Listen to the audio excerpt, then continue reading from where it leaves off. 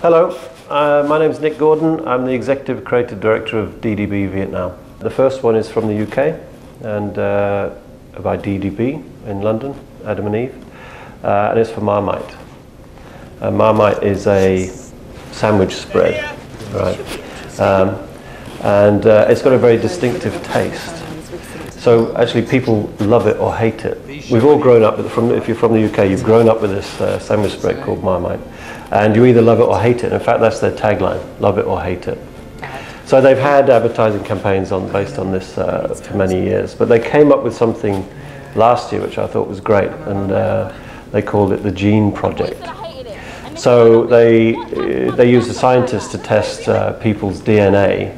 And then using science, they were able to determine whether your body loved or hated this spread, right? So it was a really clever way of getting the conversation back again to love it or hate it, because people have very strong opinions about this spread. So they started off with a sort of documentary film on the scientists testing people's saliva swabs and testing their DNA. And then that revealed whether they were a Marmite lover or a Marmite hater. And from that, they then developed a gene testing kit, which people could buy online from the Marmite website, and then test themselves. And then they sent their swabs into the lab, and then they got their results back, love it or hate it. Based on our research, we developed this simple gene test kit. So if you want to find out whether you were born a lover or a hater, maybe you should take the Marmite gene test. From that, they then created a TV ad, which is very funny and very cultural. You've seen it. Very culturally relevant to these lovers and haters, and it really got into the psyche of the consumer and the people at home, loving it or hating it. So a pregnant woman was really upset that her husband was a hater when she discovered the results. And a kid was very disappointed that her mum had told her that she was a hater, but actually she was a lover. I don't hate Marmite, I hate you! I can learn, look.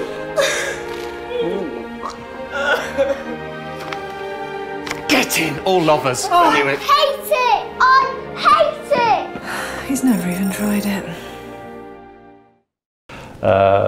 So it was a really great ad.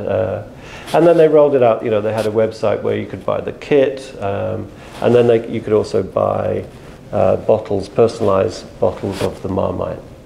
So I think that's a great campaign. How can we check the DNA and make sure that you are a lover or you are a hater? Yeah, I don't know. I don't think it really matters. You know, it's just a great story. And again, it just reignites that conversation, are you a lover or a hater? But what I also like about it is, as I said, it was like a cultural idea, right? Everybody grows up with this idea of, everybody knows Marmite, and everybody grows up with this idea that I mean, I hate it, my brother loves it. But you know, reigniting that conversation makes it relevant again.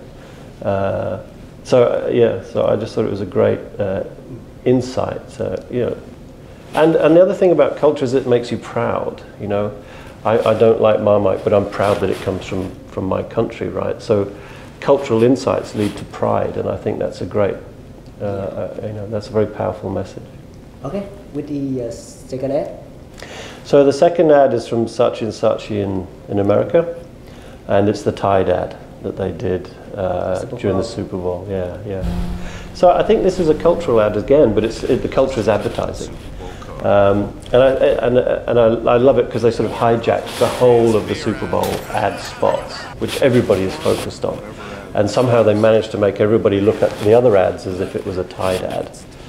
And I think it came from a sort of, you know, a truth about advertising, which is all advertising uses very clean people with very clean clothes.